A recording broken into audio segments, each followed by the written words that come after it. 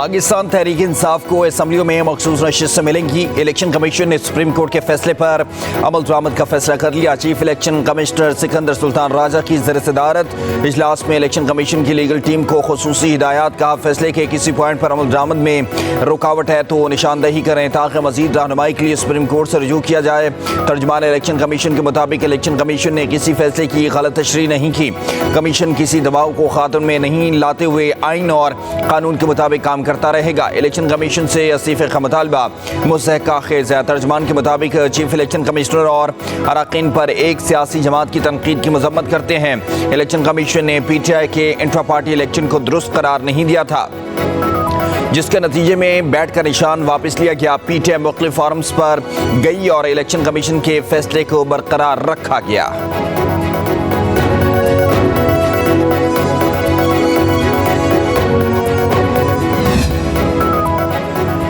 PTI पर पाबंदी और आर्टिकल 6 के मामले पर ऐवान सदर में बड़ी बैठक हुई। नून लीग और पीपल्स पार्टी के वफूद में मुशावरत 1.5 घंटा तक जारी रहने वाले इजलास में अटॉर्नी जनरल मंसूर अवान की ब्रीफिंग, हुकूमती फैसले के कानूनी नुकात से आगाह किया गया। पीपल्स पार्टी की लीगल टीम का फैसलों के मुस्तकबिल में असरात पर तशवीश का इजहार। कहा, बगैर बताए ऐलानात करना मुनासिब नहीं। कोई भी फैसला लेने से पहले पीपल्स पार्टी को एतमाद में लें।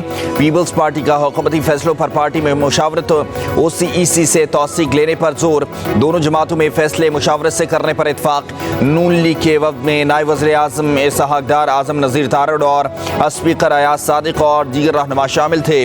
पीपल्स पार्टी की जानिब से फारूक एच नाइक, नैयर बुखारी और सेनेटर शरी रहमान की शिरकत।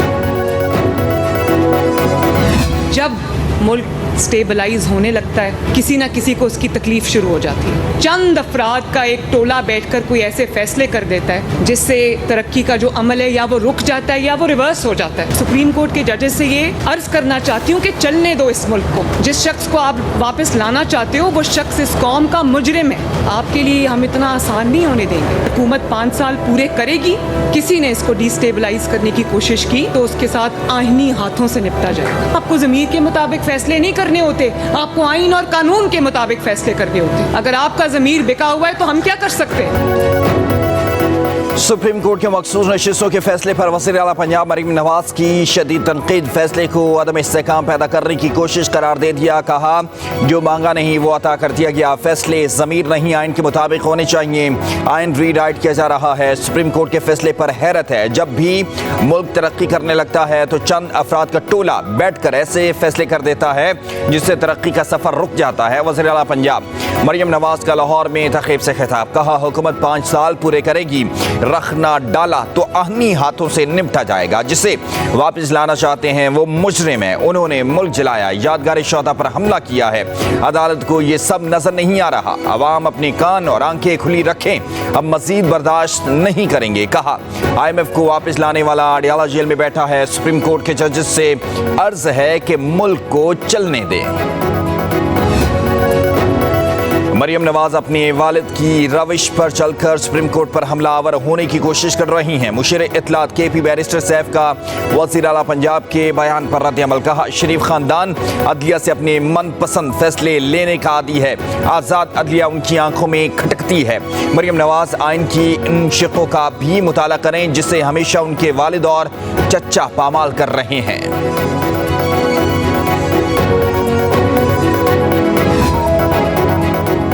खैबर पख्तूनख्वा असम्बली में पाकिस्तान तहरीक इंसाफ पर पाबंदी के फैसले के खिलाफ करारदाद मंजूर। PTI पर पाबंदी आइन के आर्टिकल 17 की खिलाफ वर्जी होगी। PTI पाकिस्तान की बका के लिए काम कर रही है। करारदाद में कहा गया, PTI की मखसूस नशिस्तें गैर कानूनी तौर पर दूसरी जमातों को दी गईं। सुप्रीम कोर्ट ने मखसूस नशिस्तें वापस PTI को देने का फैसला दिया। 8 फरवरी को PTI को इंतखाबात से भी बाहर किया गया। करारदाद सूबाई वज़ीर कानून ने जमा करवाई। इलेक्शन कमीशन पर 10 से ज़ायद इल्ज़ामात आयद किए गए।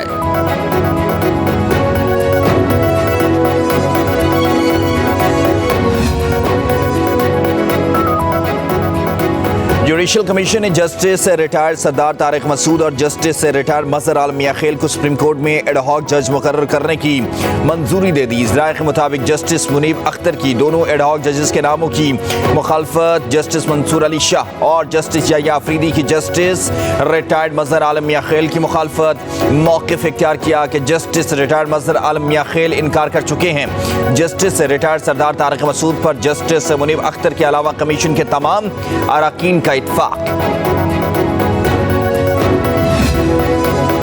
कौमी असम्बली और सेनेट के अपोजिशन लीडर्स का जुडिशल काउंसिल से एडहॉक जजेस की तजवीज़ मुस्तरद करने का मुतालबा।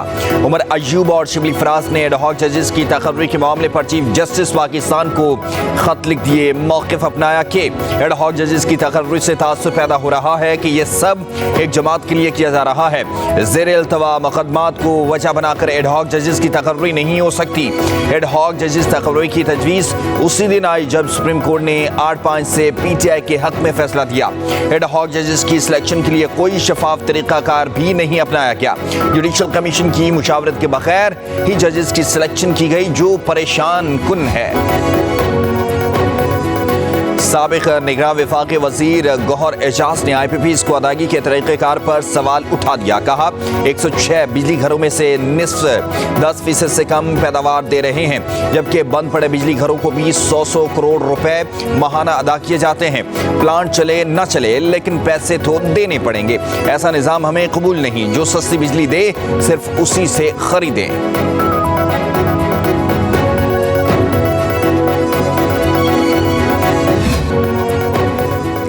कराची में समुद्री हवाएं बहाल, कई इलाकों पर काली घटाएं छा गईं। सरजानी में तेज आंधी के बाद बारिश। गुडाब, सदर, आई चंद, रिगर, DHA, माड़ीपुर रोड और एतराफ के इलाकों में बारिश। हब्स का जोर टूट गया।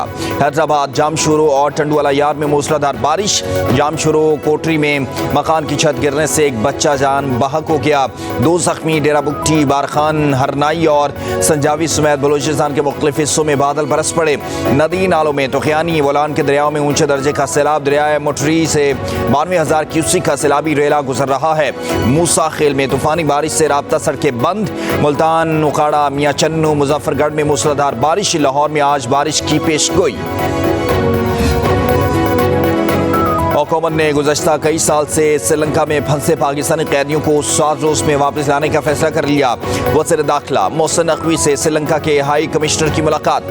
श्रीलंका में पाकिस्तानी कैदियों की वतन वापसी के लिए दोनों जानिब से ज़रूरी कार्रवाई जल्द मुकम्मल करने पर इत्तफाक। श्रीलंकन हाई कमिश्नर ने पाकिस्तानी कैदियों की रिहाई के लिए हर मुमकिन ताउन की यकीन दहानी कराई।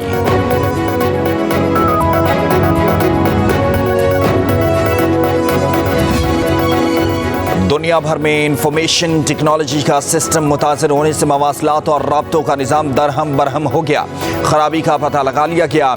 Anti virus firm crowd strike की गलत अपडेट मसले की वजह बनी। कंपनी के मुताबिक खराबी को दूर कर दिया गया, लेकिन बहाली में वक्त लगेगा। खराबी से यूरोप, अमरीका, ऑस्ट्रेलिया समेत दीगर ममालिक में मवासलात, खरीदारी, पेमेंट और राब्तों का निज़ाम मुतासर हुआ। 1400 से ज़्यादा प्रवासें मनसूख, सैकड़ों ताख़ीर का शिकार। बरतानिया में रेलवे कंपनियों और स्टॉक एक्सचेंज को भी बंदिश का सामना करना पड़ा। स्काई न्यूज़ और ऑस्ट्रेलिया के ABC न्यूज़ की लाइव नशरियात कई घंटे बंद रहीं। एलन मस्क ने IT की अब तक की सबसे बड़ी खराबी करार दे दिया।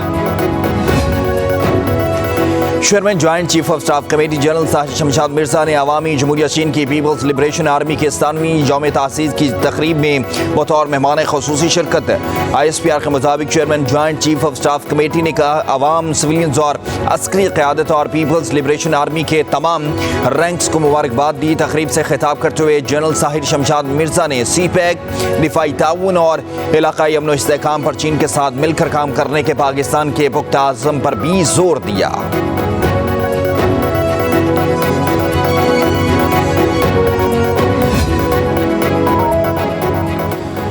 वुमेन एशिया कप में भारत ने पाकिस्तान को 7 विकेटों से शिकस्त दे दी। दम्बुला में खेले जाने वाले पहले मैच में पाकिस्तान वुमेन टीम ने 20 ओवर्स में 108 रन बनाए।